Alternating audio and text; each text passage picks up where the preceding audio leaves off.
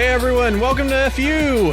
Hey, it's FU, whatever episode this is, number 9. You're gonna go with that? Number 9. Sure, Yep. sounds good. I guess we're recorded on, this is May 3rd, 2014. We're like halfway through this year, and I'm still not up to snuff of actually being able to write 2014 on anything.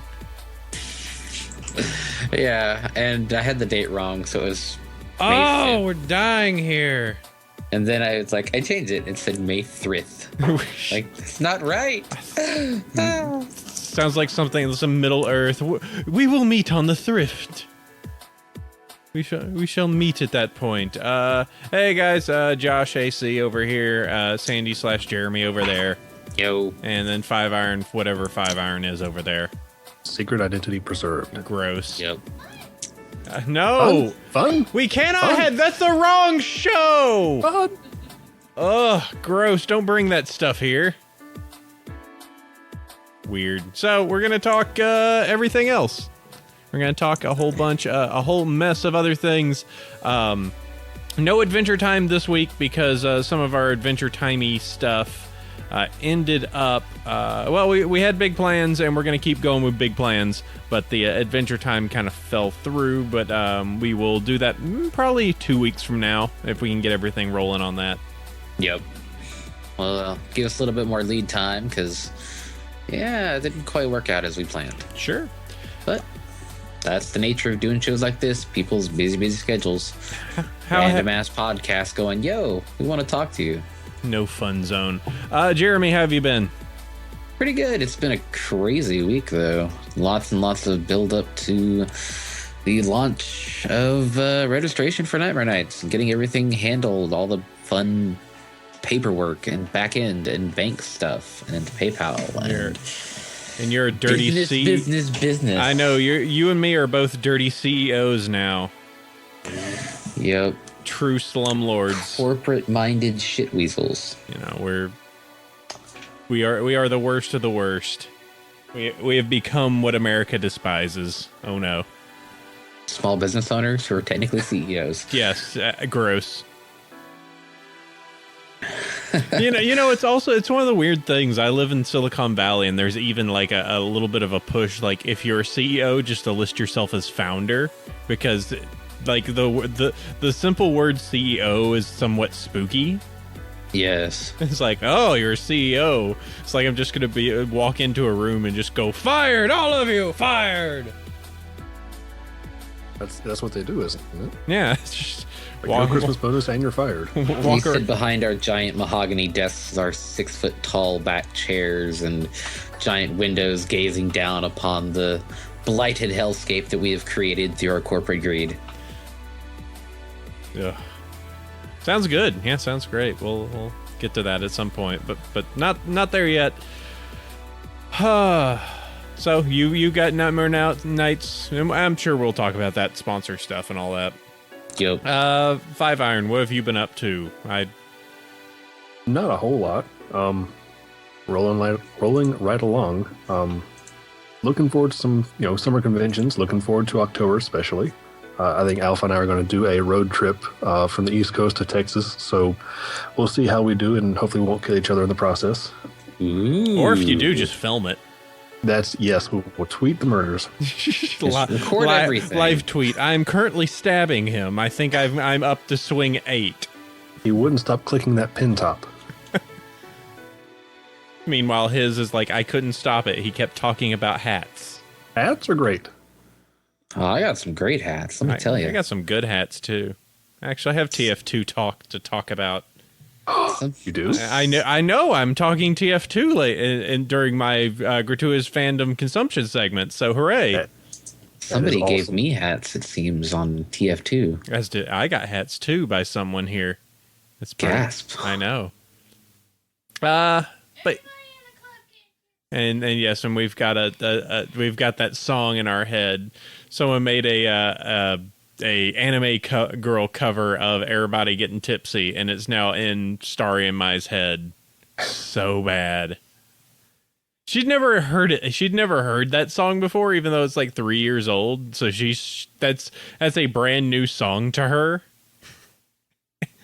but it's really a cool cover. I'll put that in here. I played it in the stream just a little bit earlier, but it's toxic.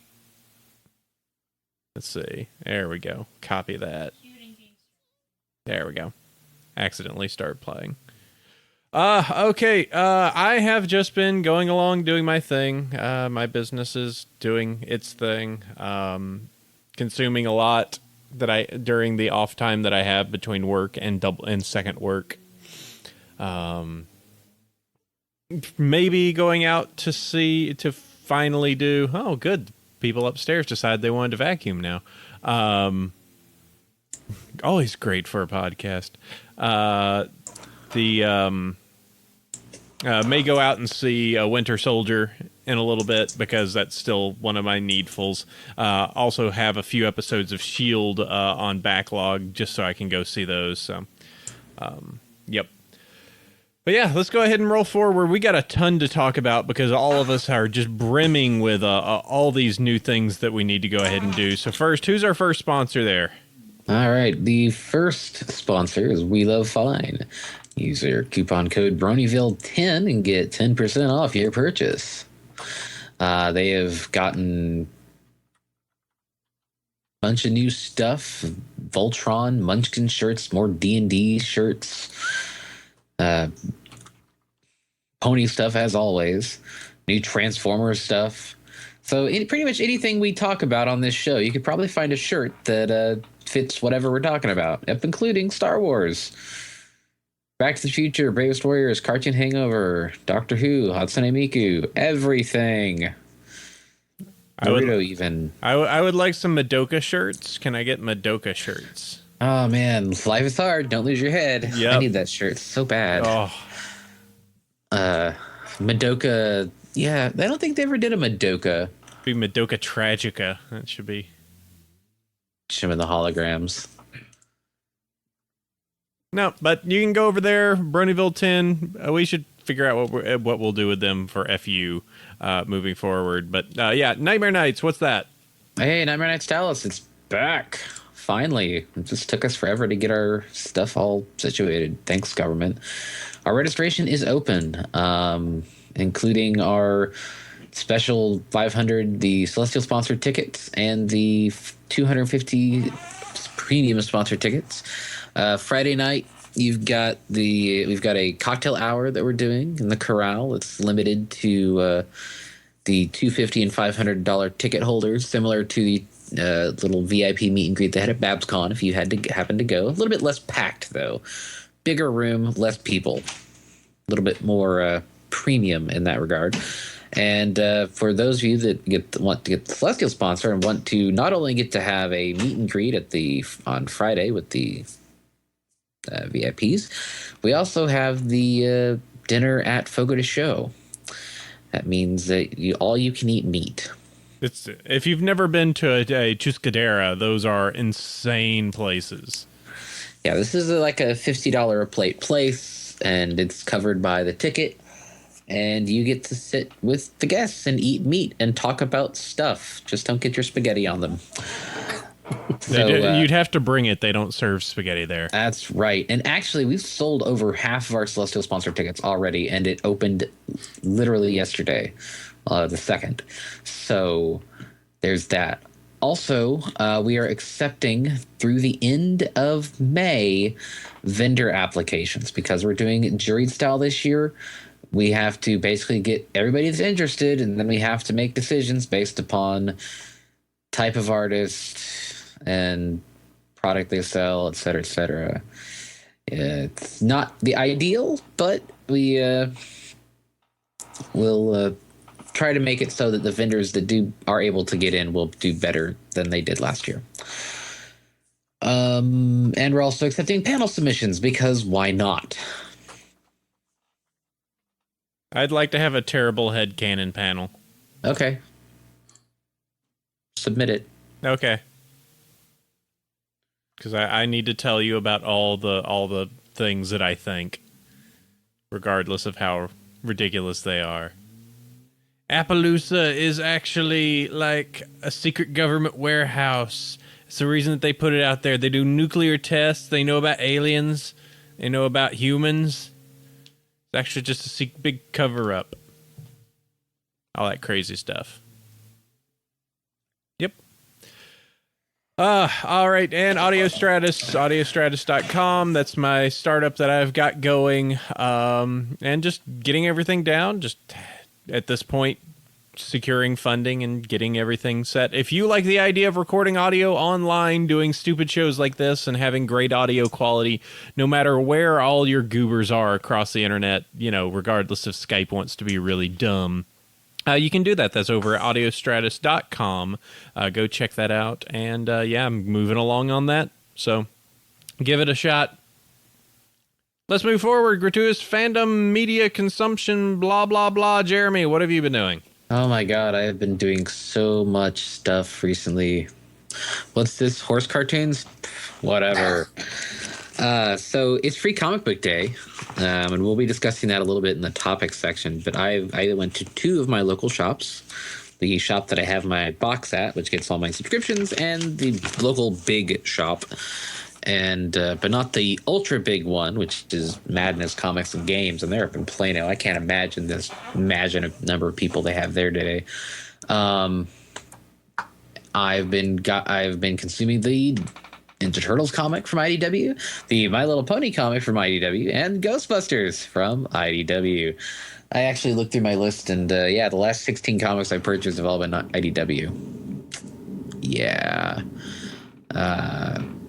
The TMNT continues to be good. Ghostbusters continues to be good. They're in the middle of a series titled Mass Hysteria at the moment, which is pretty cool. The art style is just great. They managed to get this nice hybridization between the cartoon from the 80s, early 90s, and the actors themselves. And Walter Peck is, in fact, looks like quite the jerk because he does that. They get his smarm done in pencil form. It's quite good. And the latest pony comic is maximum Jimmy Russells for many people because, oh my god, what a twist! This trans-dimensional love relationship. Oh, Celestia, what have you done?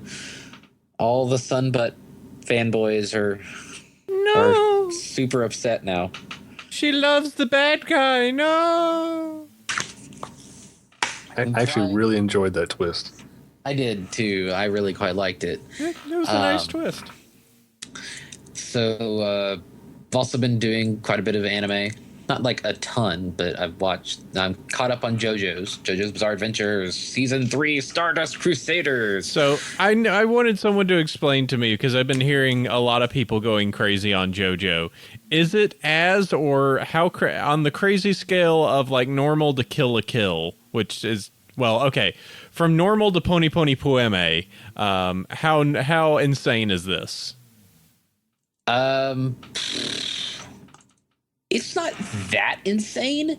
It's over the top, but it doesn't involve like massive battles in the streets blowing up blocks of stuff. It's generally one-on-one fights in not that big locations. And they all have to say their special attack names. Imuruda Splashu! And the various things. I'm enjoying it. It is a very inexpensively produced series, but it sticks very close to the design of the manga. And, you know, where all the protagonists are these superhuman beasts of men with massive shoulders and muscles, and they're like 7 feet tall. And then there's like normal people. It's pretty ridiculous.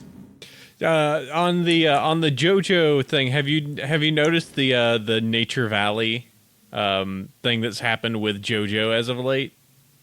No. There was a weird thing that happened where some random person posted all the characters from JoJo, and they said, "Oh, hey, which of these is the best?" And Nature Valley granola bars went the green one, and everybody went, damn, they're right.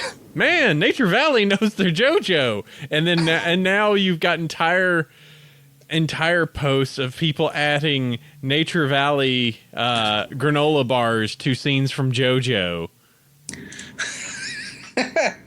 Really? It's completely insane. I caught that like earlier this week and just went, what's going on here? This is bizarre. Hey, I guess people. You never know who's sitting behind those accounts, so it's just a matter of maybe there'll be an anime fan behind the account one day, and he will reply. It's like I may be representing Nature Valley, but I sure like me some JoJo.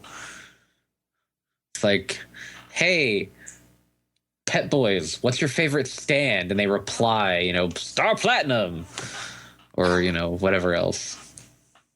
Yeah, I'm trying to find the particular posts from. I bet if I went to the Nature Valley Twitter, I'd actually be able to see all the past stuff. But it was just really weird of just these detailed discussions from a granola bar company about JoJo. It's a reminiscent of the Taco Bell and Old Spice Twitter exchanges. Oh, great! And now people have just randomly started photoshopping anime characters with Nature Valley bars. This is great. Hold on, I gotta link this one. And the thing is, like, Nature Valley followed Funimation and Anime Today and a bunch of other anime stuff. Dio holding a crap load of them. Now, is there Madoka? Oh, there's Mako. There's so many anime characters now. Hey, I think it's... This is the most people have talked about Nature Valley granola bars in a good long while, so... Yeah, I have to say. GG, guys. You did all right. Crunchyroll tweeted at them, "We'd like to extend our warmest welcome to our new addition to Anna Twitter, Nature Valley." Good Lord, they got 645 retweets. They won. They're winning. Hold on. I need to... There we go. There. Just take a look at that thread. Just everyone losing their mind. This is great. It's hilarious when people can do a bizarre cross promotion like that of what you couldn't imagine, and all just because somebody just went, yeah, JoJo's great. And everybody just goes, what? Granola bar company just said that JoJo's great. That's weird.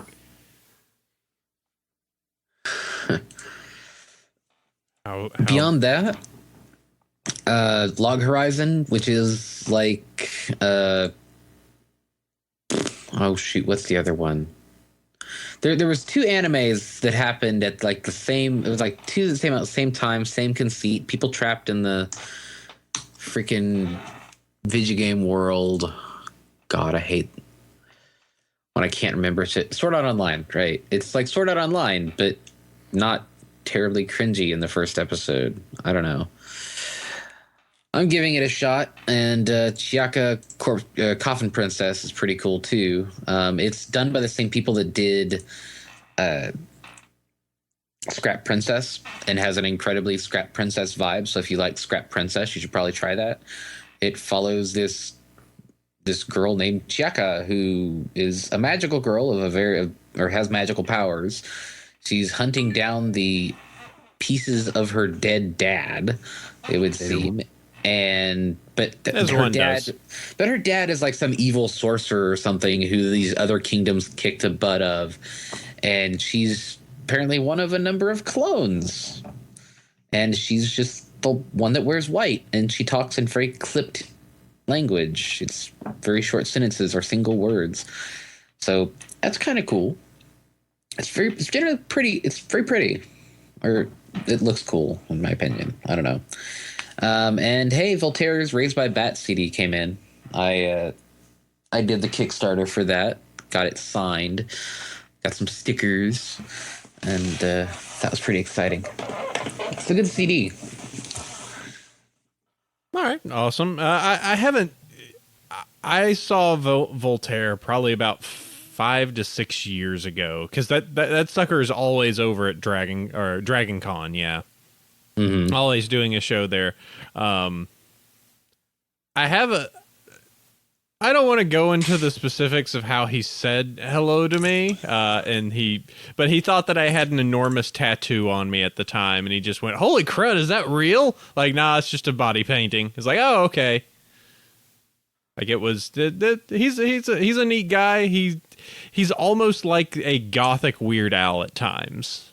He is, and he's very, very pretty. He is a pretty man. His eyes tend to sparkle.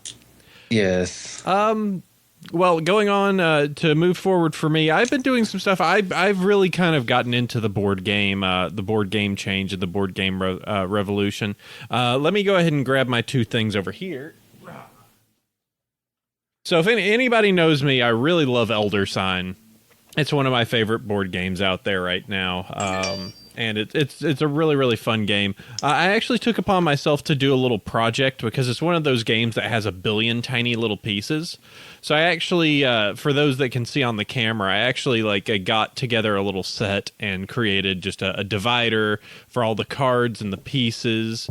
I've got a little cord here that allows for me to easily lift the cards out. It's not as secure as I'd like it to be, and I may revise it. I picked up a little Plano container to hold all the pieces.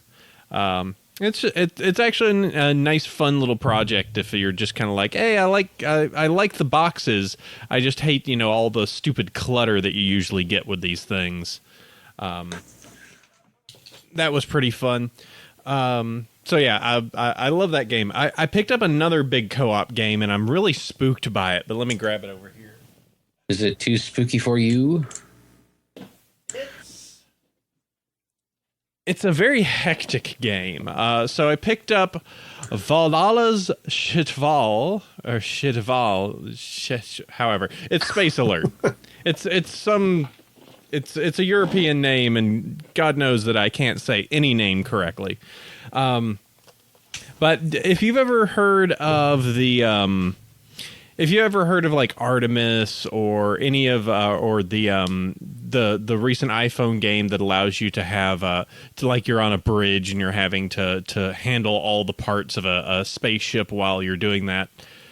This is very much like that. It's a game board where you actually have a spaceship. You have 5 people in 6 sectors, and you have to deal with threats that are coming across onto your spaceship at the time. And it's a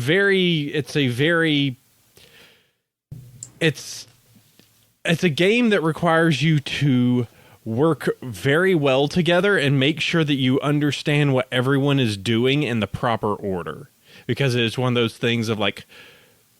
So, if you ever played a game back in the beginning days of, I was a kid in the 90s, and one of my favorite games whenever I went over to a friend's house was Atmosphere.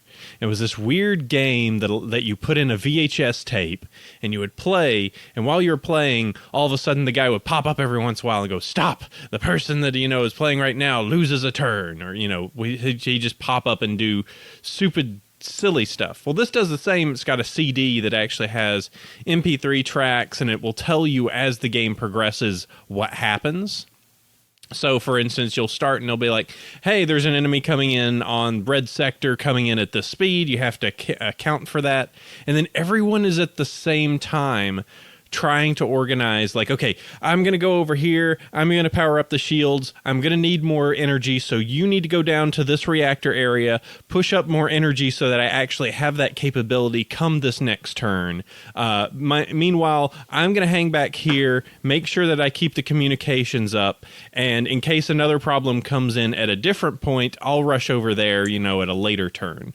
It's very hectic. I played it myself.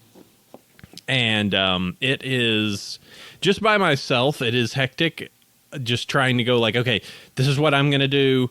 I just need to make sure that I can account for all these different factors. I'm very curious how it will be once I actually have 4 or 5 people that it's like, okay, you go here, you go here. Okay, let's make sure that we're working together. We've got this handled. Oh, no, crap. We got this coming in. We really need to figure out how we're going to handle that in this time. It's a cooperative game. The only part that's kind of weird is that you have to. Stuff happens so fast during your planning phase that at the end of the game you're kind of like, okay, so we planned it. Did we win? Like you have to actually sit there and figure out after the fact, like, did we resolve this properly or did we die? But I'm very curious to see how that goes. It could be a lot of fun.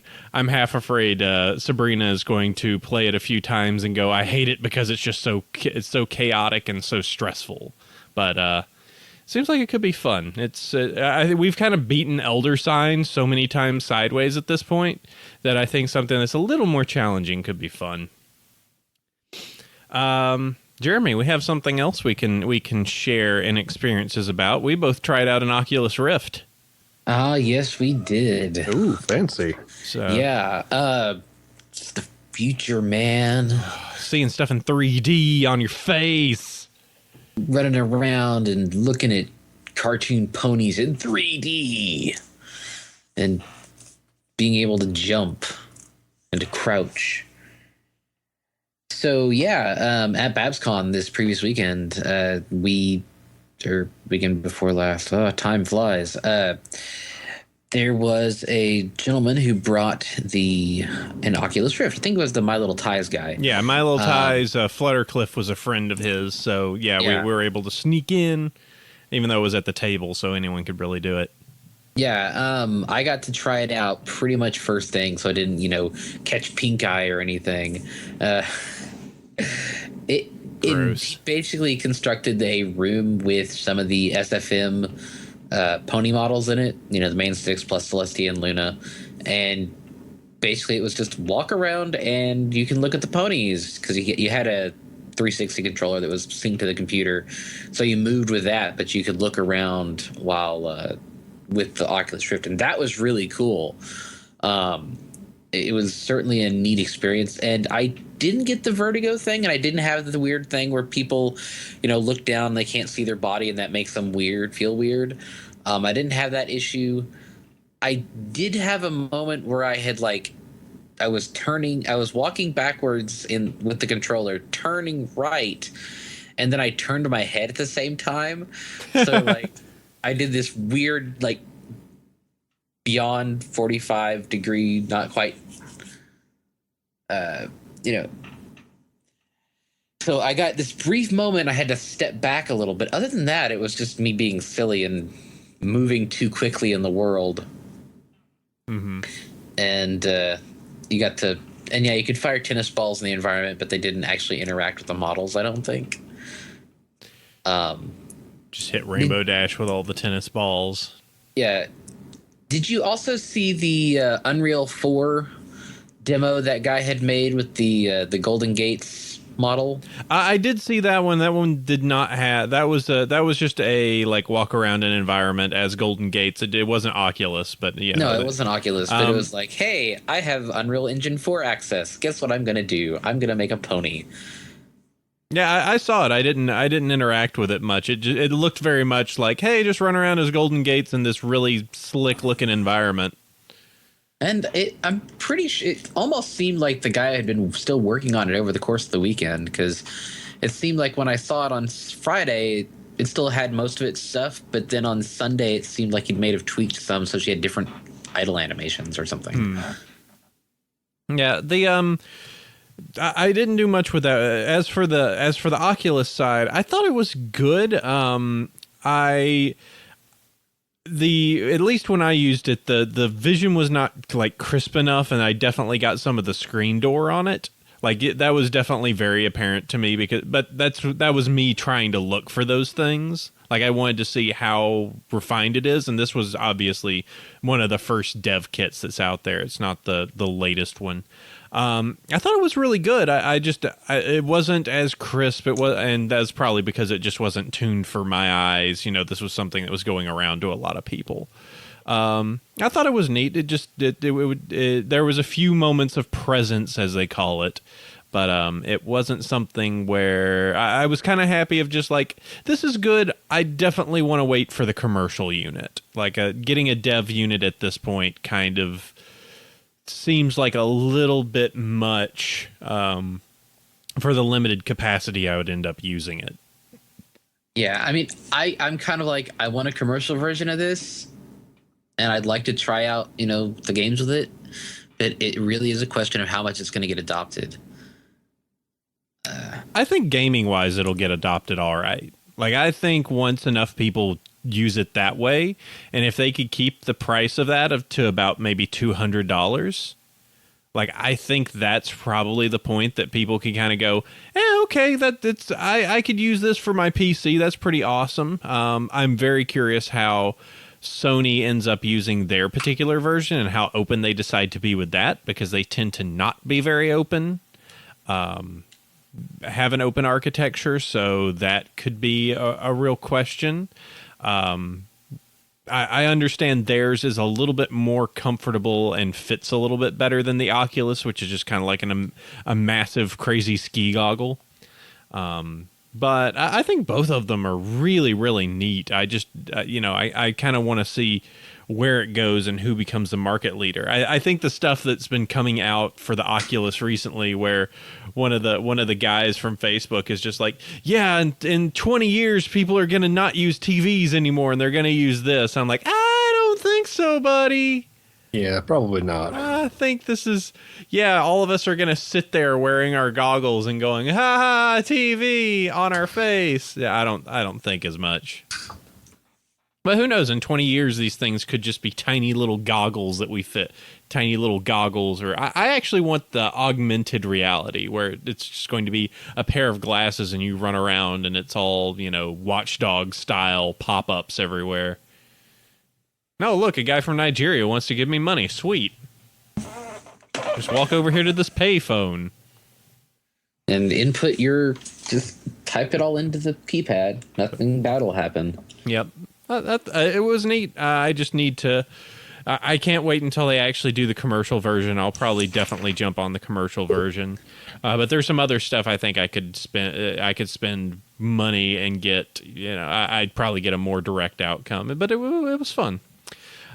Shows and stuff like that. Let's see. Definitely been doing a lot more Adventure Time since I've been catching up on that. Finally, I think we've wrapped up season 2 of what we're going to watch on this, and we started pulling season 3. Man, it really starts like actually trying to be a show in season 3. Yeah, it's like lots of one-offs in season 1. Even season 2 is kind of a lot of one-offs, and then season 3 they go, all right, now we're going to start to actually put some emotion and build a wider story around this universe.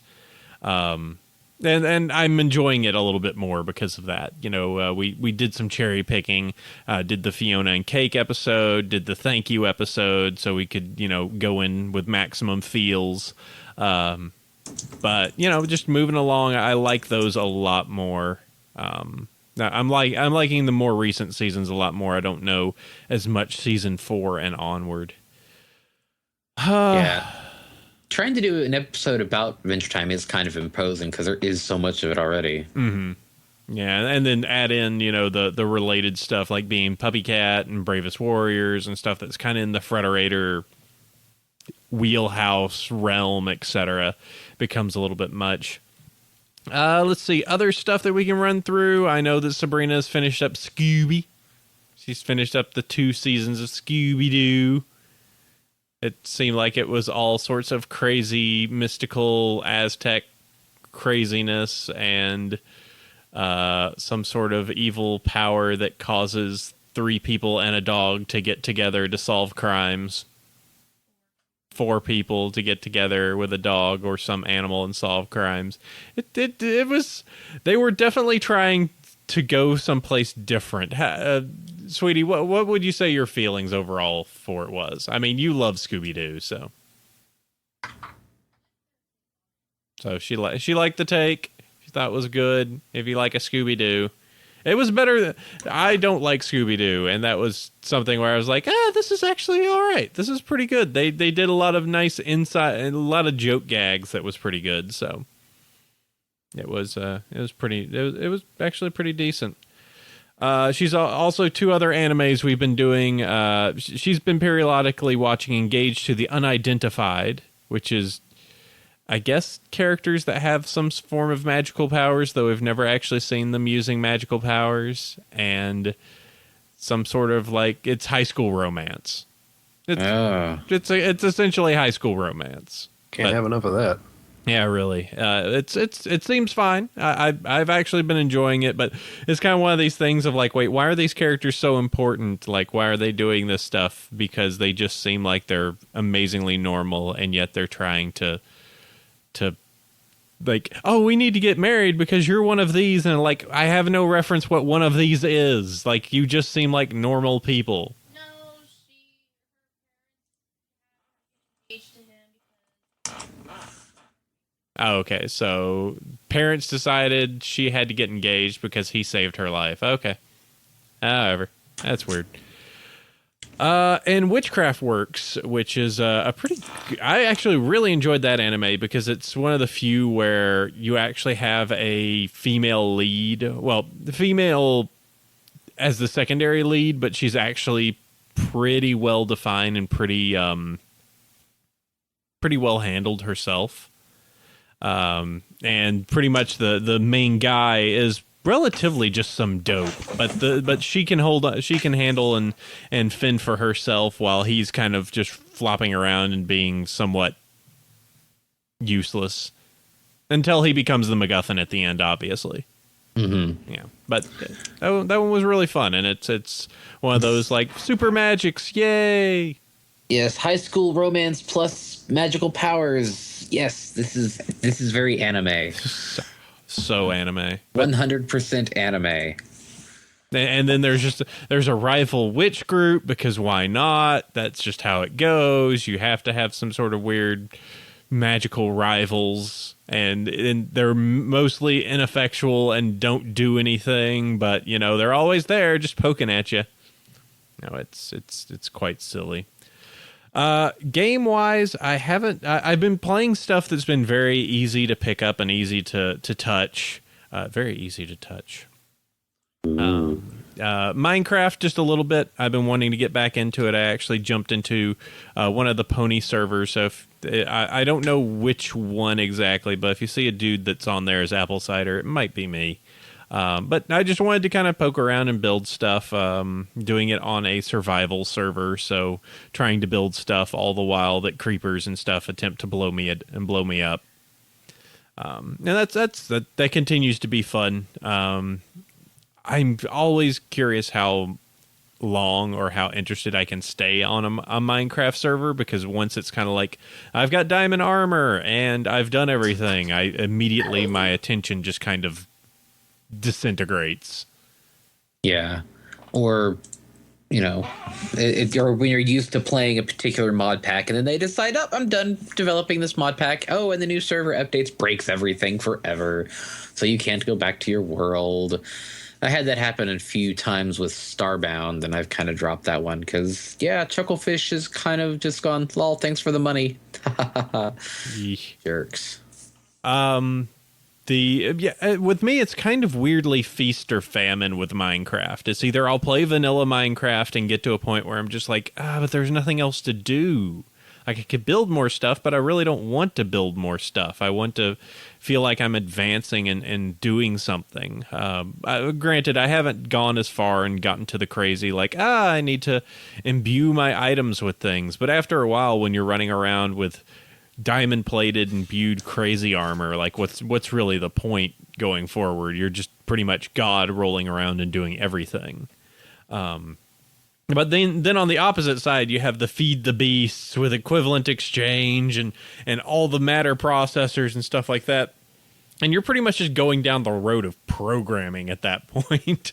Where it's just like, all right, I need to feed this to feed that, so that way this interchanges with that, and this. And after a while, I just go, I can't do this.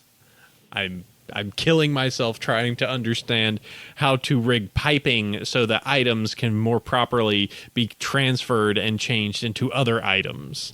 And trying to do that on your ownsies is insane. So, but yeah, just have to figure out all that.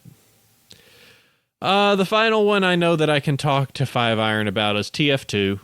Yes. Hats. Hats. I built myself a hat last night. Ooh. Which one'd you get? I ended up getting the soldier big white mutton chops. Oh, nice. Yeah, I pretty much ground up my my Cheater's Lament and I think my Ghastly Gibless and created that. And I was like, Funny. all right. Give up the gibbous. Yeah, I was like, whatever. So I got My that. 2010 gibbous will remain in my inventory. There you go. Yeah. Also, my earbuds. People keep trying to friend me, and then, yo, I'm gonna lowball you for your buds, and I'm like, no, I'm gonna have these on all my characters because screw you. Mm-hmm. I've actually had to turn off accepting trades from strangers because I they just do got it tired so of it. much. Yeah, they want those buds.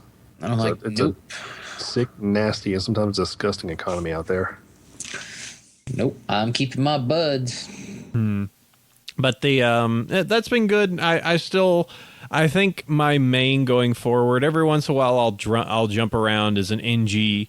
I'll jump around as a medic because if those are kind of the ones that are needed, I'll do that. I really am so terrible at a soldier, it hurts. I get nowhere. I get backstabbed. I die constantly. If you can't really fly with the rockets, like a rocket jumping across the map, you're kind of not doing it right. No. And I can't do it either.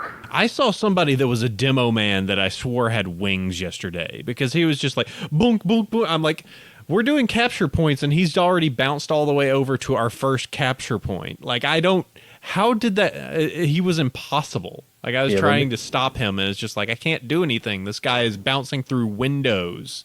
Yeah, the demos, they do sticky jumping, which is like no damage sticky bomb. And if you know how to do it right, you can, it's kind of easy because it's not like with rocket jumping. You have to angle it just right, jump at the right time, hold the certain keys down so you don't break your strafe.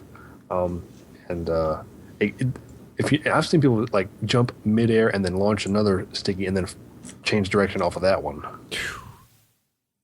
That's gross. That's pretty crazy. But the one I think I'm going to really start focusing on and putting a lot more time into is Pyro, because even back in the TFC days, back when Pyros were useless, absolutely useless. I'm going to shoot a rocket that's going to make it set these people on fire, so that when that sniper's trying to shoot, it's going to be harder for them to see. Like, that was about as useful as the pyro was back then. When someone ran out as a pyro, it was because you were doing so well that you decided to prank them. And I've been enjoying it recently because I've always been kind of good at it, but I've been wanting to get a little bit more into the tactics. I've been practicing more on using the air blast to fire rockets back. Even last night, I ended up killing 3 people at once with a rocket reflected back onto a control point. Felt pretty good. Yeah, Reflect his best pony. The other day I killed a demo reflecting back his pipe bomb. I was like, sweet. And that's been really good. I just want to try some of the other stuff. I think my next up is to switch to the degreaser and the extinguisher and start working on the fire, blast, and axe. Yeah, the puff and sting, as they call it. I'm sorry, puff and sting is the shotgun. Yeah, the extinguisher. That's a nasty combo if you get the timing right. Mm-hmm. Yeah, just set them on fire, put them in the air, and then hit them with the axe, and they're pretty much dead unless they're heavy. Yeah, I maintain that getting reflex is better than any headshot you can manage. Yeah. Oh man, last night I was playing with, I swear I was playing on some official servers, but there were points where I was just like, there is no way these snipers could have killed me. Like there were just points where it's just like, I entered this room, and the moment I entered this room, I am dead. Like, from an immediate headshot. And that probably is because I'm the worst sniper on the planet. Like, I cannot hit anyone. I'm using the bow. I'm using the sniper rifle. I cannot hit anything as the sniper rifle. And that is just because I'm an old man. So questionable headshot is questionable. It's try and do spy every once in a while, and then just eventually go, I'm a terrible spy too. Yes, I can't touch spy. It's absolutely my worst class. it's so technical, but the people who can really get down with the technicality of just like, I'm going to uncloak, I'm going to run over here, I'm going to sap all these sentries, that way the engineer is completely occupied. Now I'm going to backstab him. Now I'm going to resap everything because he started beating on it, and it's just like, oh. And they're all of this done is in the span of 2 seconds. Yeah, a competent spy is something to watch. It's like a work of art, but I can't do it. I can't even come close to doing that stuff. It's all them young kids knowing how to do these things. I'm usually the guy standing there with a flamethrower and a homewrecker waiting for the spy. So I like to watch the nest. Mm-hmm. That's a admirable thing to do. I've got that. I've got the homewrecker, but I've also got the mailbox. So I might switch over to that just because it's a more ridiculous item. Mm-hmm. It's more fun to a sledgehammer or just hitting stuff with a mailbox. Mailbox just seems so fun. Yeah, but more of that, more hats. I'm always running around as a pyro wearing a sombrero because it just makes me giggle so much. Having a giant sombrero. Pyro's got some of the best items. Cosmetics. Yeah, it's hilarious. I love it. All right, 5 Iron, what have you been eating? Recently, the only current ongoing thing right now really is Game of Thrones. Woo! I'm holding out for the new Doctor Who season. I'm holding out for City of Titans, and I've heard rumors of a Ghostbusters movie being fast-tracked by Sony. Ooh. Yeah, so lots going on there. Game of Thrones is fantastic. I really enjoyed the second episode this season. Like, did you get what you wanted? I got exactly what I wanted. Is that exactly what you wanted?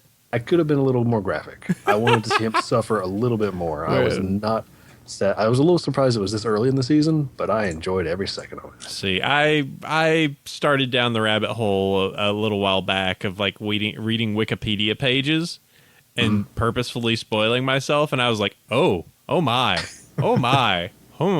okay. Wow. I'll be interested when that happens, and then when it happens, I'm then the person who is watching the situation and then turning to the people in the room going, huh? You get the double fun of watching it on TV and then watching other people go, what the hell? Ah!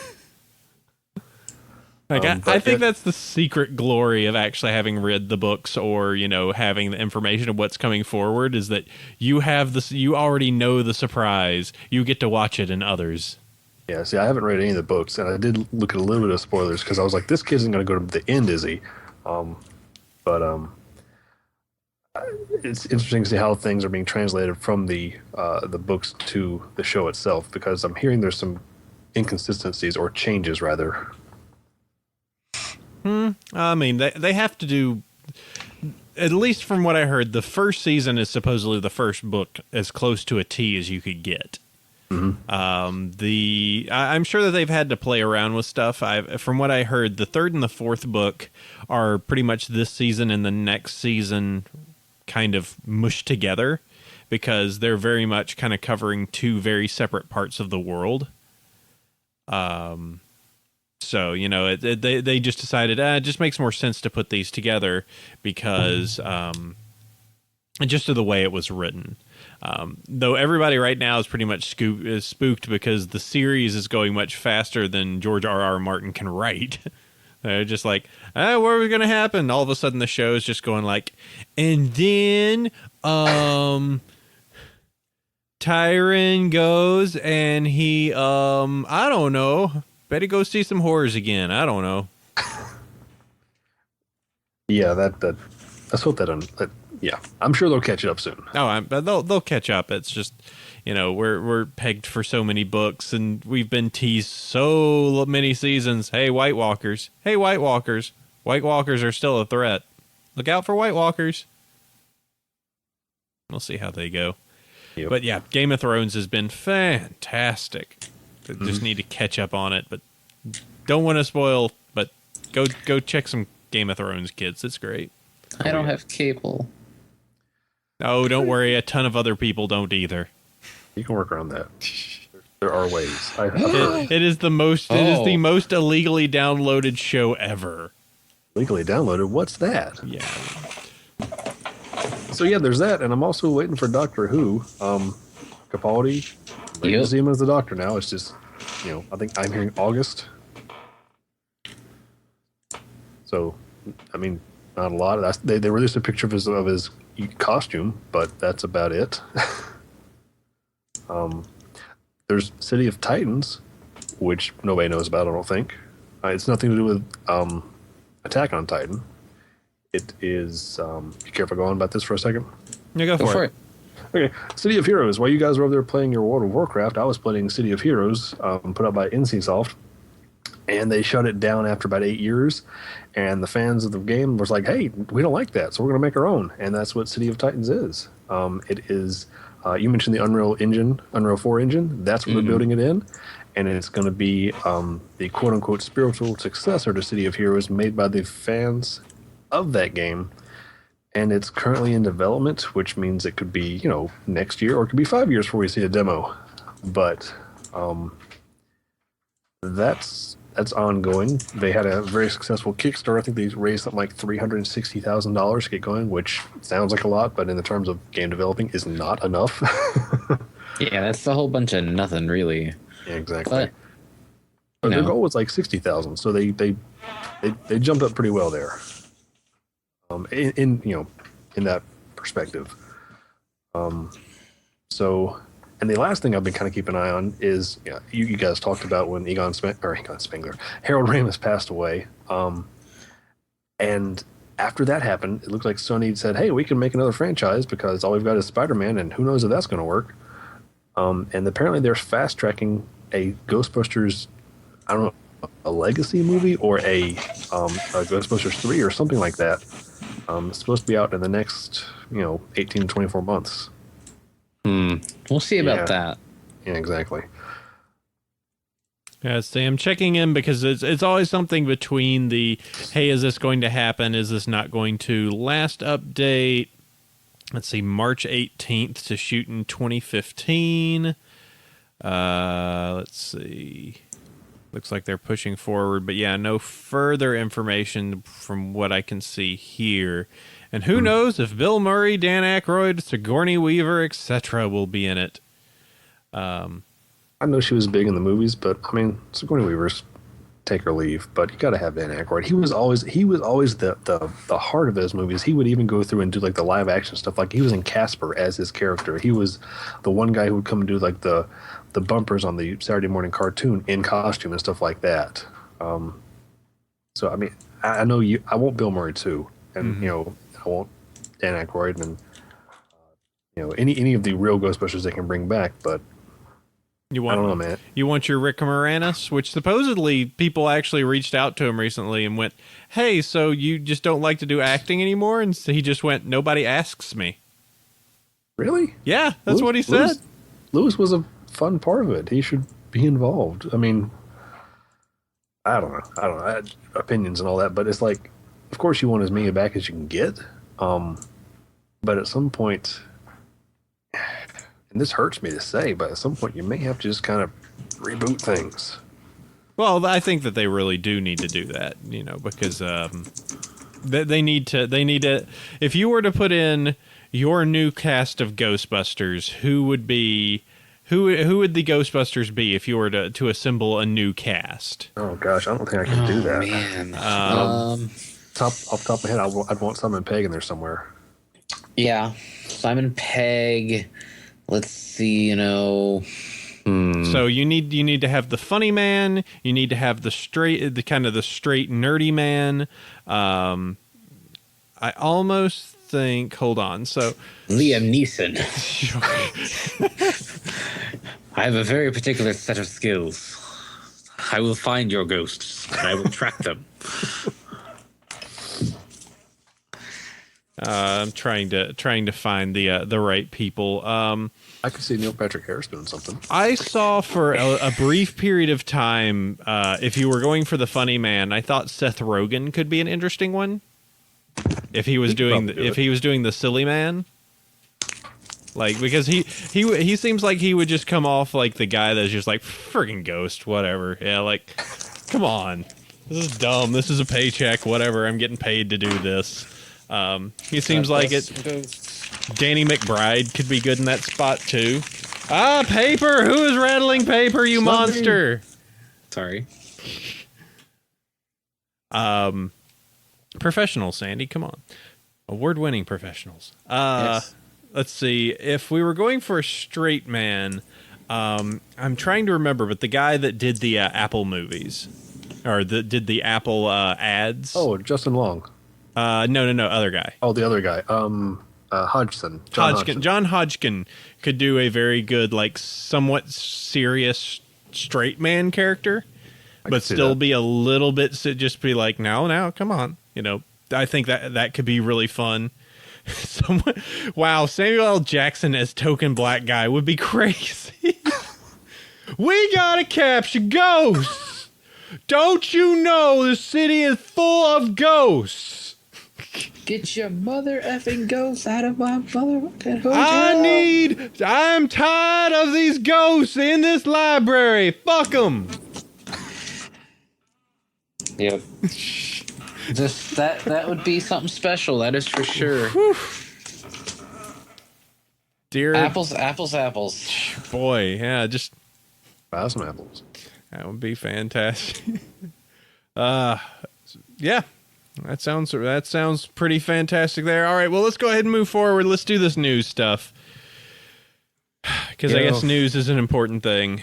Say ghosts again. I dare you. I double dare you. Say boo again. It's like, well, yes, this sign doesn't say dead ghost storage. Oh, Lord. It works. It works there. Oh. Yeah, because, in the basement, they did have ghost storage. No, here's actually a list somebody did. DreamMovieCast.com, Dreamcasting. Let's see, if they were to recast all the characters, this is what they say. Close you stupid window. So Peter Venkman becomes Jason Skadaris. Let's see, Raymond Stans is now Bill Hader, which I think's pretty good. I can see that. Egon becomes Michael Fassbender. Little pretty. A little too fancy there, but I could see it working. He's very good. Yeah. Wilson becomes Anthony Mackie from Hurt Locker, Abraham Lincoln, Vampire Hunter. A lot of small movies. I'm not sure how I feel about this one. Dana becomes Scarlett Johansson. I think that's a bit of a no. Yeah. It's a let's get the prettiest one. I mean, she's done a ton of stuff, but that character was always, having Sigourney Weaver in that role. She never really did much. She was just like, I'm here. I'm now possessed. And I don't see it being as bizarre and weird if Scarlett Johansson is now is above the bed. As a matter of beating up a ghost with a chair or something. Let's see. Lewis becomes Tobey Maguire. Not a big fan of his. And finally, the Stay Puft Marshmallow Man becomes Kermit the Frog. Hey, guys!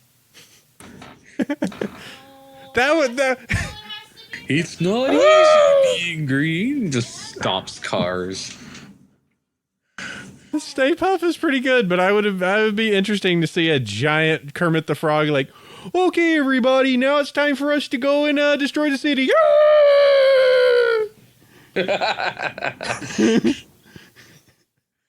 Yay! Arm flail.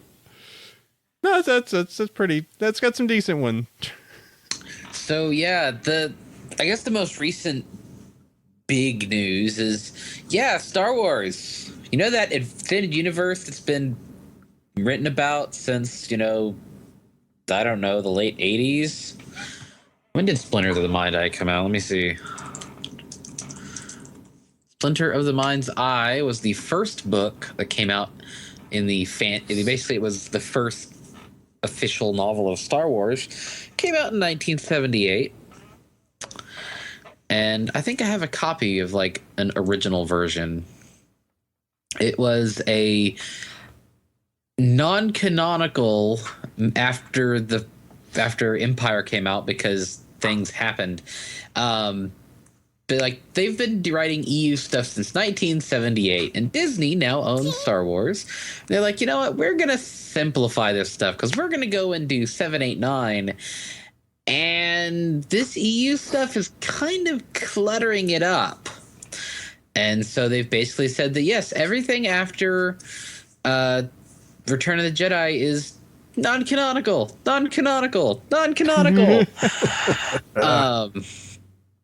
They've basically kept episodes one through 6. What do you mean? There's only 3 Star Wars movies. They've kept Clone Wars, and they've kept the upcoming Star Wars Rebels series. Beyond that, it's all so much fan fiction, which I mean, that means all the video games are non-canonical now. Pretty much all the books.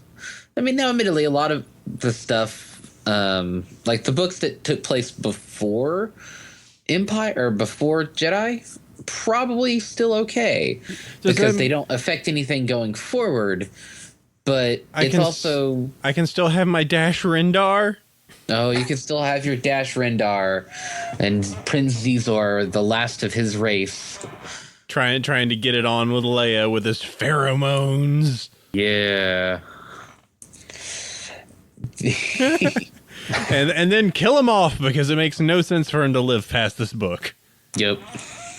We needed a Han Solo XP while Han Solo was in Carbonite. Mm-hmm.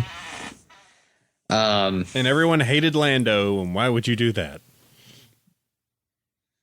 Yeah, Sketchy brings up Star Wars Death Trooper and Red Harvest, which were Star Wars horror novels. Nice. I saw those at a bookstore once and was like, oh, look, it's a Stormtrooper helmet on a meat hook. What is this about? I did not see that one. Aw. I read the Han Solo trilogy. I think it was like the Hutt Gambit and a couple other ones. I enjoyed those. Yeah, Death Troopers, yeah.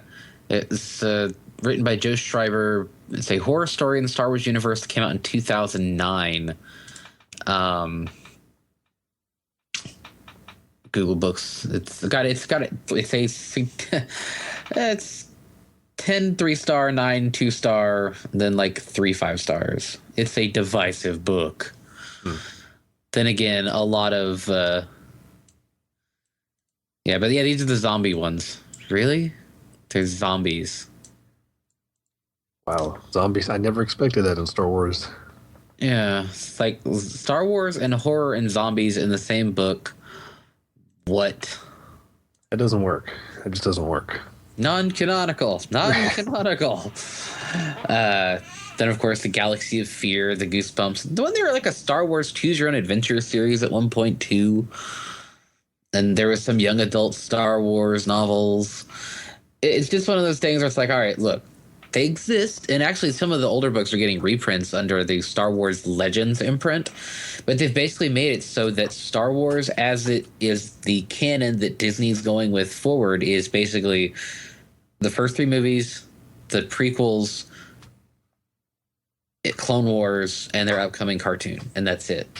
Well, they're going to have to try real hard to do worse than the prequel trilogies. You keep saying that. I mean, it is hoping. Disney. And hopefully they have J.J. Abrams. I thought he did all right with the Star Trek reboot. I liked both those films. I mean, they were not very Star Trek, but they were good examples of alternate universe Star Trek. So what's going to happen is Han Solo is going to be trafficking the some red matter through a wormhole, but that's unfortunately going to cause them to loop back to the original prequels, in which then in which case Tatooine gets blown up instead of Alderaan, and because of that, you know, that obviously means that Darth Vader didn't exist, which then means Luke doesn't exist. So a new set of individuals has to appear because the Empire still occurs.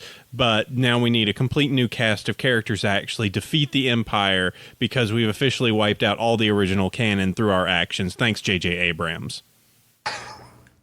Yes. And what's sad is that you could logically see them doing that. Yeah, I imagine Wikipedia that they're the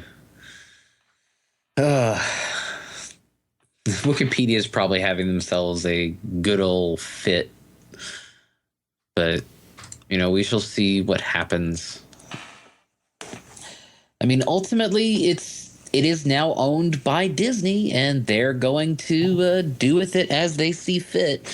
Just kind of how Disney owns Marvel now, but they're not really screwing with the Marvel movies. I'm sure their things are like they're making them more toyetic, or at least they're doing more toys from them. But even then, I mean, they are comic book movies. They're not exactly serious adult entertainment. But you need to also remember that Star Wars itself is supposed to appeal to kids. Like Yeah. It's never so. It's almost like that horse thing that we like so much. It's supposed to appeal to kids, but still be interesting and approachable to adults. I think that the prequels in many ways actually was really approachable to kids, but just totally. completely alienated the adults. Yep. They weren't very good. I think we just skip 20 minutes of ranting and just say that. For adults, it was not very good. I can see that I don't even see any use in like the second movie because it's just full of a whole bunch of weird. But your skin is soft. I hate sand. I read that quote recently, and he says it completely out of context. Like it's such a strange quote just because she's just like, oh, we used to go to this place while I was little during school. And, we would just go and relax on the sand. And he just goes, I hate sand. Not like you. You're soft. It's like, what? Yeah. Where did this come from? Thanks, moody kid. Thanks, overly moody kid. Who suddenly grew up 2 times faster than everyone else. Yeah. He was a kid in one movie, and then now he's a young adult, and all this other nonsense. Didn't really need Kid Vader in this. Yeah.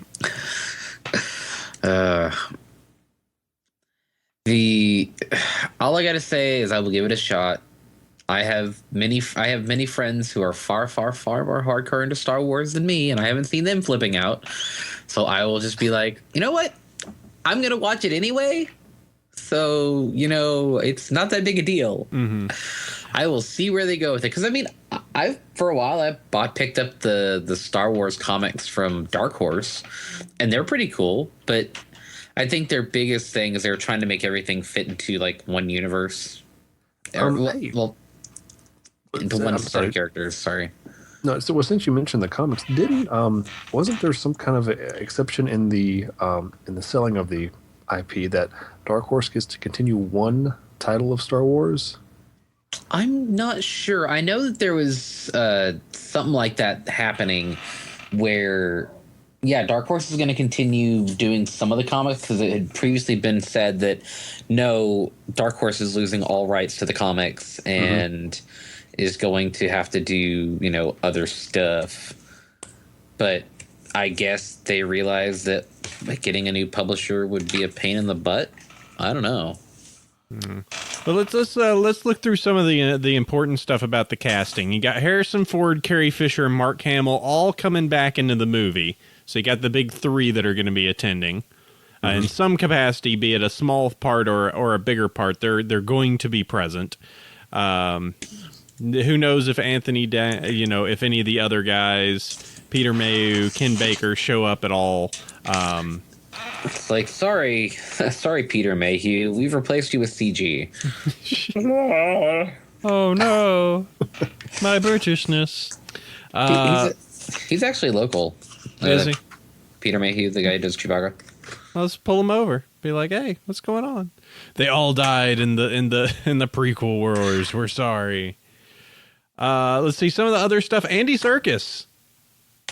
Dude that does Caesar and Gollum and King Kong and does all those crazy mocap stuff and is pretty much recognized as the best mocap person in the business. So he's going to be the hardcore Jar Jar. Yeah, he's gonna be God. he's gonna be, I don't know, the Frog King or whatever they decide to give him. All right, predictions. Will we see a Jar Jar in this story? Not like a representation, but like actual Jar Jar. No, No. he will. He will have died on the way back to his home planet. In a very literal sense, I'm quite sure. I mean, just think about it. The basis in him in the prequels was probably like 20 minutes of screen time. Then the next movie was like 30 seconds, and then like the last movie was a shot in a crowd. Like he got phased out amongst those movies that much. Like they may make a joke about it, but I think that's about as far as it would go. Let's see. The thing that people say is one of the negative parts of the casting is there are a lot of white dudes. Well, yeah, that's kind of the weird thing about Star Wars. That universe has been really, really white unless you're an alien. Then you can be kind of whatever. But there's lots and lots of British actors in that movie. Well, the Empire they're evil, so they're British. Ah, okay. Yeah. Space colonial Britain. That's how I took it. Look out for Brits. They'll get you. But yeah, a lot of white dudes and not a lot of females too. But they still have casting to do, I'm sure. It's like principal cast. I'm not gonna, get too up in arms about that until we see stuff closer, because there's always more casting to be done. But they may not be big names. I don't know. Yeah, let's see. Just going through this, and people just waxing about what else could be. So yeah, those are the big things for the Star Wars casting. It's way early to state even what's going to happen, since my feelings are the less that Lucas is able to poke his fingers into it, the better. Does he have any creative input with this still? I don't think so. Yeah. Kind of hope not. He just needs to step back and not. I heard a story about him being in a board meeting for like one of the creative things that they were doing for. I think it was one of the like Knights Old Republic or one of the games they were trying to do, and he picked up a figure of Darth Maul, and he picked up a figure of one of the antagonists from the Knights of the Old Republic, held them up to each other, and just went, "Oh, they should be friends." And they just went, "George, no, they can't be friends. They live 300 years apart." "Oh, well, they really should be."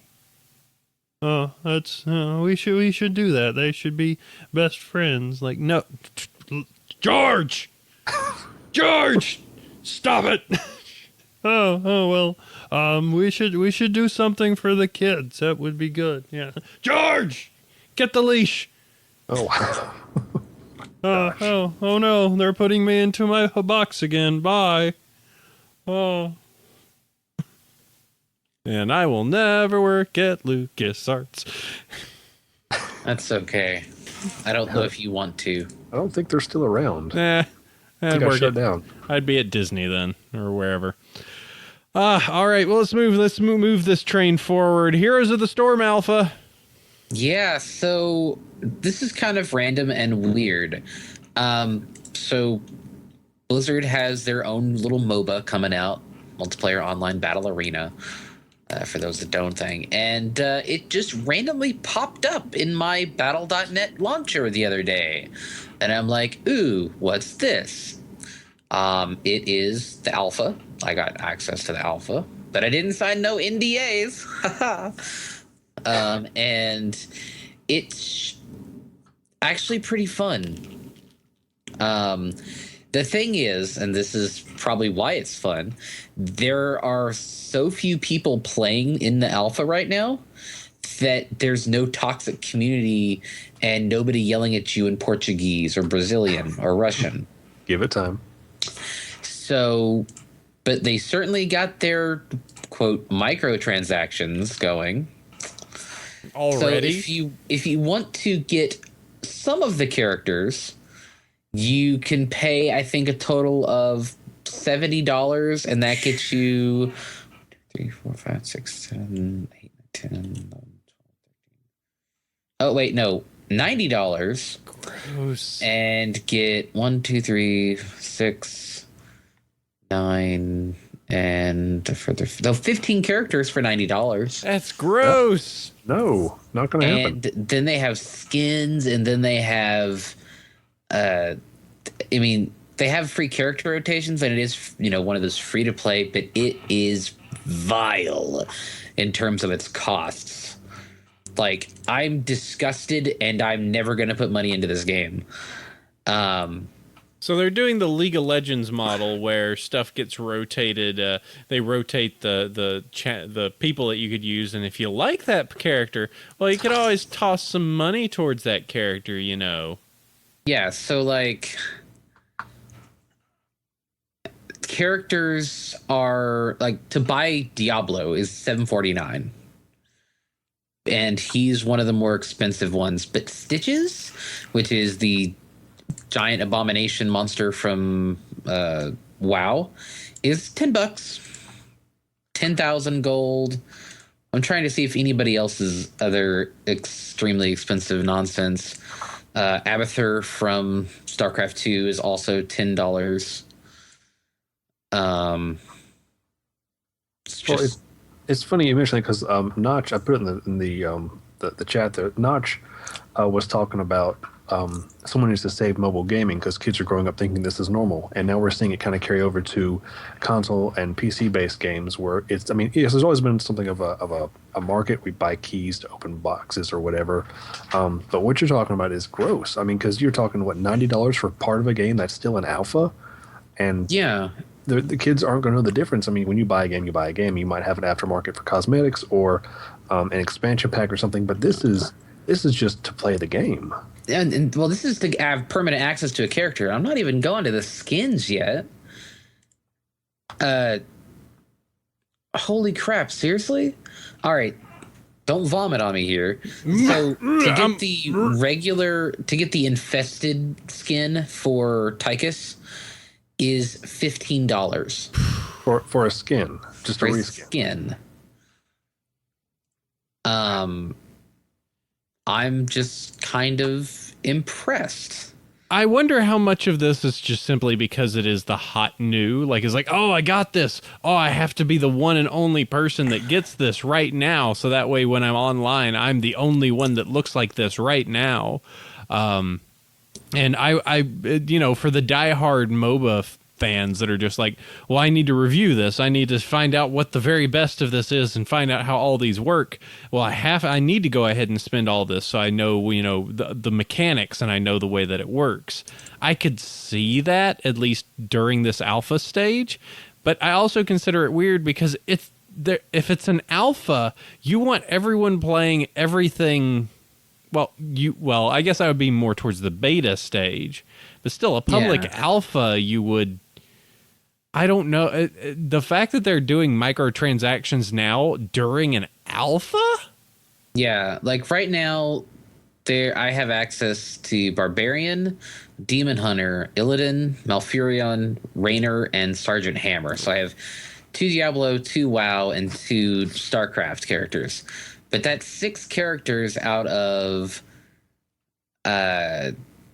25, with 3 more spots on the right here. So it's like a quarter of the cast is playable at any one time for free. And if you want the rest, better buy them. I mean, I understand they want to, I guess of course, you're a company, you want to turn a profit, but I don't know, something in me just kind of recoils when I hear you're charging your testers. I don't get that. Yeah, and actually some of the characters that are listed are not available in packs. You have to buy them individually. So like Tyrande Whisperwind from WoW, she's a 750 character and she's not included in any of the packs that are out right now. Neither is the Witch Doctor, neither is Tassadar. There's several characters that you can't even get in a pack for cheaper. If you want to play these characters, you got to buy full price. Nope. I think that ultimately what it's gonna I think it is weird, and I think it is kind of gross, but I also think that there are people that are very into that and very much want that, and then there's the people out there that are going to be fine with playing, Demon Souls and Dark Souls and doing those, which are one-time investment, one time, to play through. Well, I mean, you can play it through multiple times, but it's a different thing where, you're getting that depth and you're getting that much out of it, but you're having your single pay, if that makes any sense.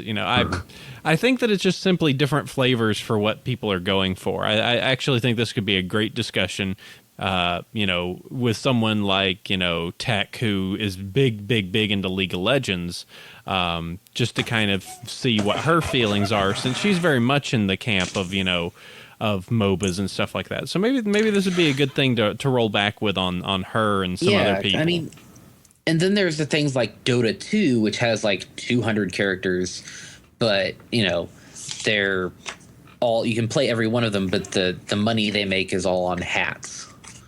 I'm actually more comfortable with that style, even though I enjoy the slightly less ridiculously complex builds of Here's the Storm. I cannot abide their business practices like that. I'm like, I played it for a bit. I enjoyed the games I played versus the AI. I figured out the game pretty well, tried all the available characters. It's a solid game, but their pricing structure is gross. Yeah, I can't speak to Dota, but I can talk about TF2. Everything in the shop is craftable, droppable, with the exception of like promo items, like you mentioned earbuds earlier, or like the ever popular Max's Severed Head hat.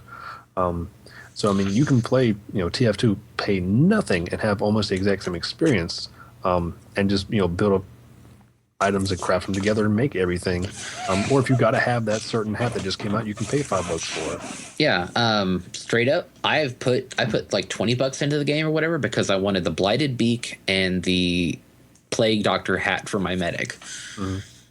And that's like, and I've bought keys a couple times too, but that is like the most money I've put into TF2 is I was like, I really want this mask and I really want this hat, and everything else, whatever. But there's people that are super hardcore into hats. Oh yes, they exist. I heard that since the launch of the key market, they have made well over and above the profit from the game itself. So their market has become a self-sustaining vehicle for the game. Oh, God knows I've purchased enough keys. I actually purchased one this morning just because I was like, I got a box. I got to open the box. What's in the box? See, they've actually changed it now that the crates, anything you uncrate that's a weapon will be an unusual quality or a strange. Mm-hmm. Yeah, you can get the stranges. You don't get any stock weapons anymore from crates, which is good. That was part of the reason why I never bought keys is like, oh, well, I'm just going to get something I already have 3 of. That's not good. Mm-hmm. But now if they're all strange, or they have the strange parts now where you can apply a tracking metric to a weapon, healing done, fire survived, soldiers killed, etc. Of course, I'm a little more comfortable with that. They also did add the man versus machine, which is a lot of fun. Yes, it is. I need to do more man versus machine. I feel like I can only do it on like the base map with regular difficulty, because otherwise if I'm doing it with just a random group, they have no clue what they're doing. I've got spare tickets. We should do that sometime. Oh, we could. Yeah, I heard you gasp when he mentioned that, we should play more man versus machine. I'm like, I know what 5R is going to say. I might have. I've got tons of those tickets I've never used just because I used it once and everyone there was just like, bah, we don't know what we're doing. Like, great. This is... Yeah. I want more stuff. Give me. You guys aren't good enough to get me stuff.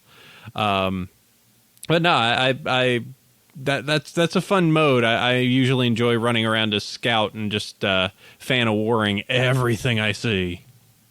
Yeah, and Missing Pony brings up a good point in the chat. He says, guys, going back to the MOBA thing, all it takes is 10 years for a culture or buying habits or whatever to change, because that's how long it takes for someone born today to grow up with that idea or item or habit around, and that's all they know. And yeah, the DLC stuff that's happened, it's happened in the last 10 years, in the last generation of the console cycle. Previously you get the game and there'd be an expansion pack. Now they're like, you know what, we're going to charge $4 for horse armor. And that was a big scandal back when Oblivion was new. And now, there's a season pass that's $30 on a $60 game that includes all this other stuff. Oh, well, that's not too bad. You end up paying like $90 for a game. Yeah, EA is particularly kind of gross about that. I don't mean to bring it up here because it hurts my soul, but I'll do so. I first really encountered it in the NHL games.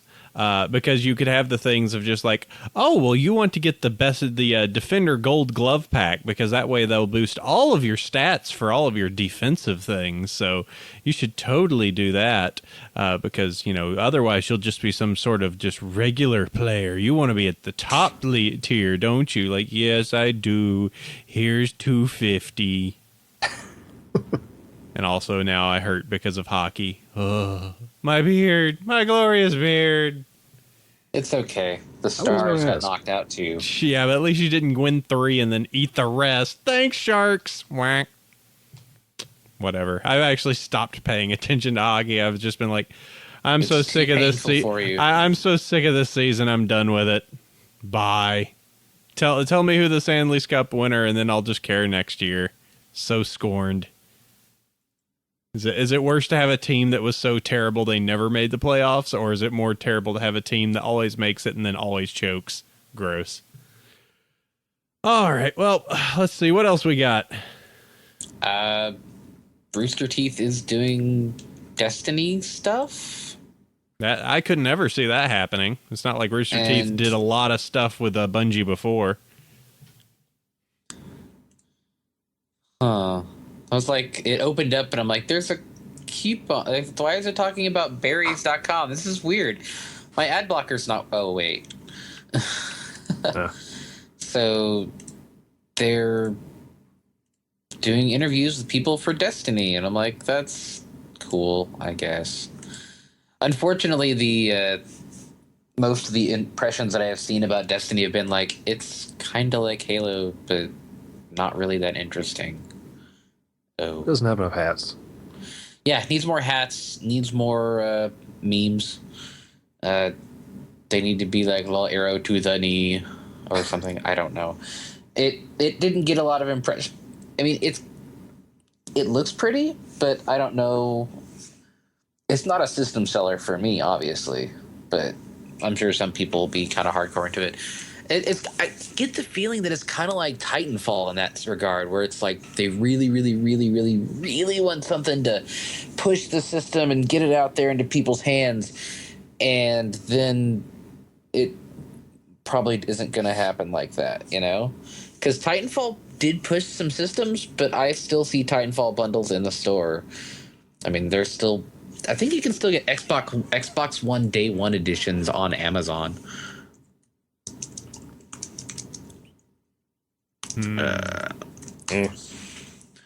Yeah, Day 1 edition on Amazon for $500. No, thank you. And of course, you get the Titanfall bundle for the same one. And the only difference between the Day 1 and the standard edition is you get an achievement. Yeah. How about no? And Oculus and John Carmack are under fire. Woo! More like ZeniMax realized, holy crap, John Carmack went to Oculus and Oculus just got bought for $2 billion. We want our slice of the pie. Oh, Funny how that works. Could be part of that. I'm reading through the article a little bit and getting some of the information. Actually, I can relate to part of this as someone that's kind of doing this on his own. I have a similar agreement with the company that I'm currently with, which is if you produce any technology that is related to this particular market, they own it. So if right now I'm in email marketing, so if I happen to do something that was an email marketing related thing, then they would own it. Also, in addition, if it was something that I worked on during the hours that I am at that work, they technically can state that they own it as well. That being said, kind of the question here is, ZeniMax stating, hey, this is something of ours. It's something that we have some rights to because it is software, as they say, that is related to some of the stuff that's being put into this. And, they state that they've had VR research and stuff done for a number of years, which I know that was actually stated that John Carmack they were interested in, but at the time they were just like, we can't do anything with this. We researched it, but the technology isn't there yet. So there is at least a little bit of basis depending on what he was able to pull or what he was able to bring and how closely that may relate to what stuff ZeniMax did. So there actually is some form of potential truth to this. There's actually a comment on this particular page that's good. I'm with ZeniMax on this one. No matter how much I like or respect John Carmack, Carmack was employed by ZeniMax by working on the Oculus, which I'm assuming was resulted in close partnership and some form of tie-in with upcoming ZeniMax projects. Regardless, Carmack was ZeniMax's stake in VR, and stealing from him and claiming the code without recourse undoubtedly will land Oculus in some trouble. So there actually is some chance that this is, if they can state that he is using stuff that he created while at ZeniMax, it could actually end up backfiring a little bit on the Oculus side. Well, Oculus is owned by Facebook now, so yeah. Well, what are you saying? Gross, huh? Or what? Pretty much, yeah. I'm like, I was like, this thing looks great. Maybe maybe Valve will buy it, or someone I want to be involved with it. And Zuckerberg, really? Why? Well, because the main thing is they need to diversify. You look at some place like Google, and they've bought up robotics. They've bought up terrifying. The Google drones have come to deliver your mail. Well, they've been buying up robotics. I think recently, I'm trying to remember, but it was they've been acquiring a lot of very strange stuff that almost sounds like that they're going to go into biomed and stuff like that. It's like, what are you doing, Google? They're just going to actually create cyborg drone people that they can move forward with. Robots are going to be hunting down people who use Amazon. Amazon will be putting out their drone army. Oh God! The Facebook will be selling data to everybody. It's Deus Ex all over again. We never asked for this. Certainly didn't. Yeah, it's really, when you look at what was going to happen is that for this stuff to actually be a widespread major technology, someone was going to have to acquire it. Sony had already been working on their thing, and also Sony doesn't have a lot of cash. Really, the only big players that could have potentially grabbed it were Amazon, Google, Facebook, which did kind of come out of nowhere, or Microsoft. And if you look at the history of it, well, usually Microsoft has a really good known record of completely destroying anything they acquire. Amazon is still kind of out there and weird. They do strange technologies like, we've got a tablet now, we've got the Fire, so that way you can watch all these TV shows. It's usually somewhat related, so it would still be kind of a stretch for them. And then you've got stuff like, you could go to Google, but Google is so expansive at this point and so large in their research. You could almost question what is their benefit? There definitely could be one, but they're so all over the map. And I think that Facebook was just going to give a better deal because they feel like they have to play Silicon Valley catch up at this point. So they were probably offering a bigger check because they're trying to beat Google at this game now. Good luck. It's like Google is the new evil empire, but then of course you've got Facebook, who's also pretty evil. There's a lot of evil out there. Yeah, they're just really bad about your data. They're trying to figure out how to make money the best way, and they're trying to go the Google route now of taking on other stuff so that they can diversify their portfolio and not just be, hey, it's that website your mom uses. That's Yahoo. Yahoo has a very good sports section. Yeah, I'm sure it does. It does. It has a very good sports Got section. everything on there. That homepage is a disaster. It's kind of gross. It's really gross. They just need to figure out what divisions they need to shelve. It's like, just be like, close Google Groups. It's gross. It's gross. Let's all just admit Google Groups are gross. Don't ever go to one. Don't ever use one. Don't even talk about it. There is no Google Groups.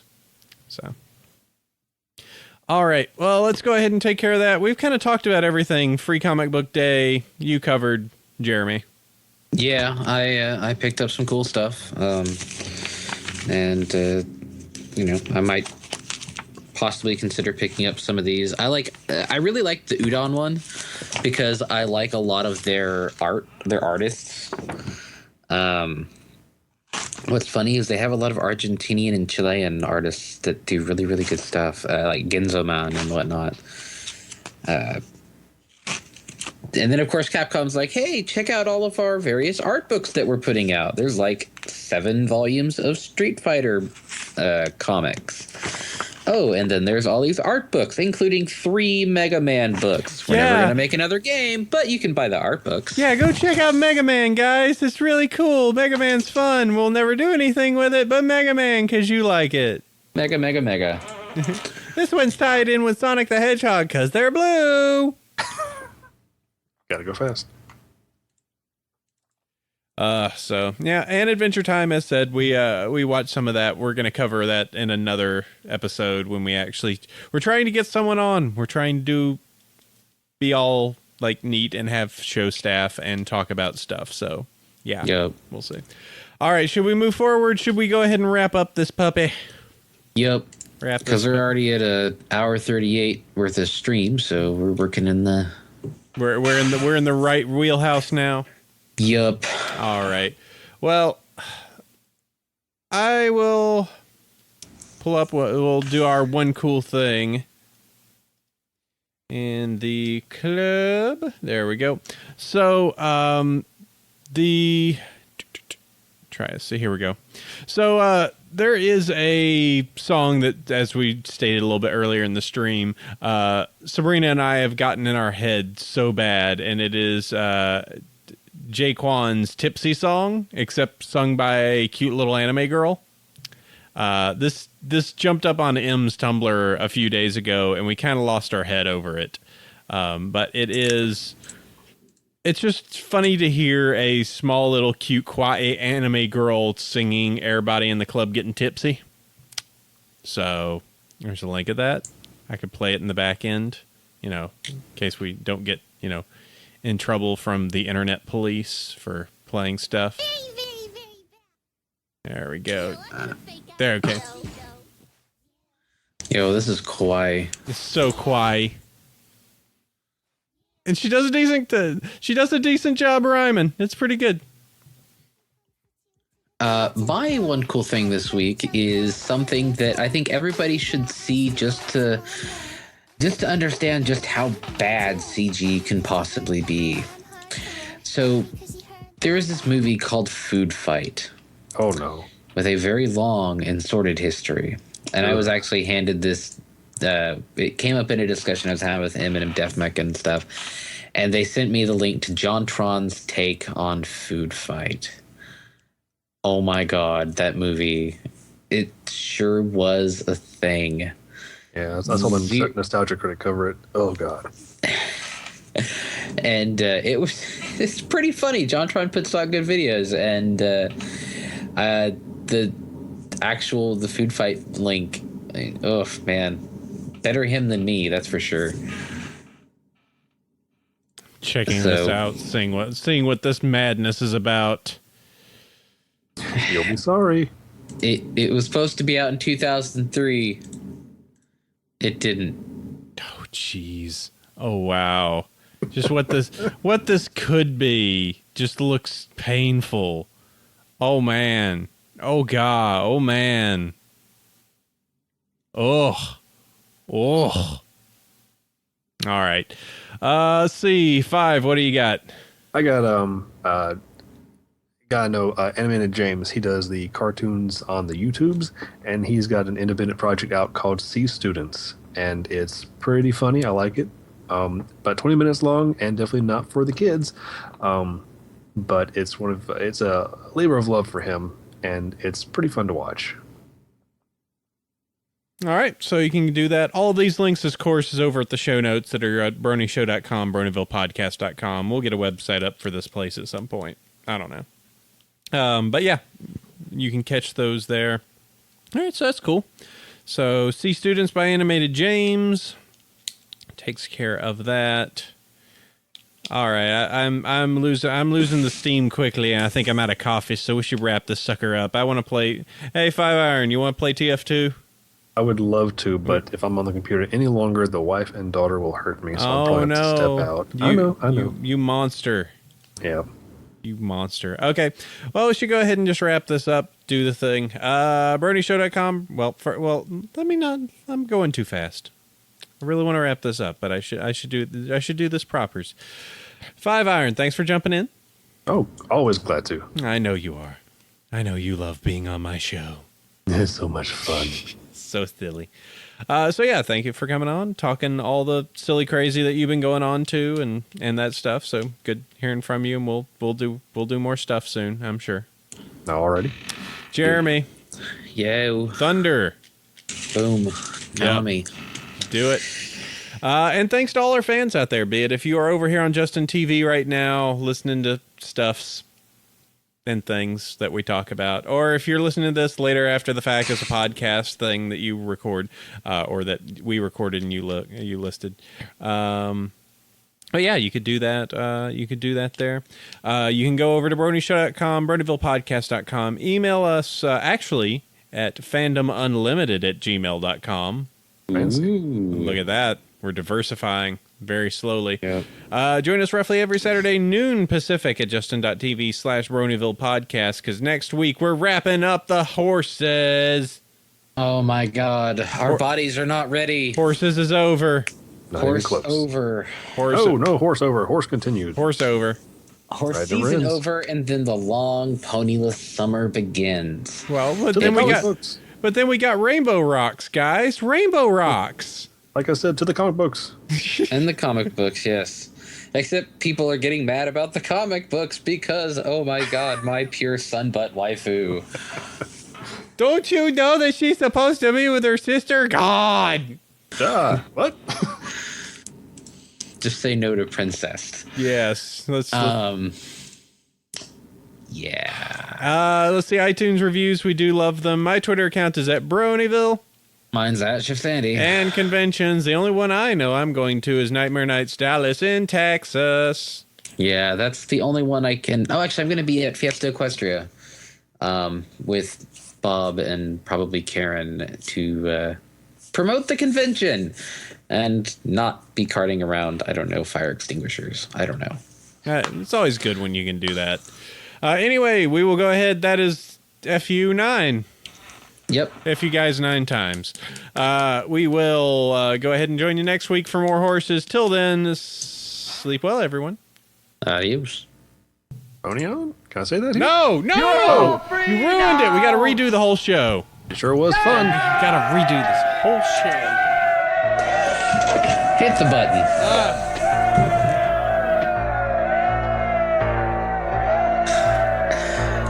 Yeah.